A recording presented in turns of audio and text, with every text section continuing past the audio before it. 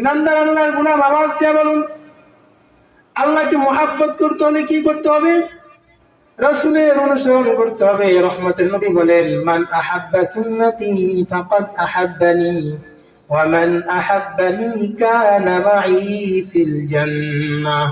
রহমতের নবী বলেন, যে আমার সুন্নতকে মুহাব্বত করবে, সুন্নতের অনুসরণ করবে, সে যেন আমাকে মুহাব্বত করলো। আর যে আমাকে মুহাব্বত করবে, কাল কিয়ামতের মাঠে সে আমার সাথে জান্নাতে যাবে। বলেন সুবহানাল্লাহ। মান আহাব্বা সুন্নতে কওলে রাসূল মাজদায়ে কানা মাই হাম কুন কবুল হাম সুরাতো হাম সিরাতে মুস্তাফা در تمامی حال او کن اتباع سنت خیر البشر گیر لازم تا گویا بھی ای فسار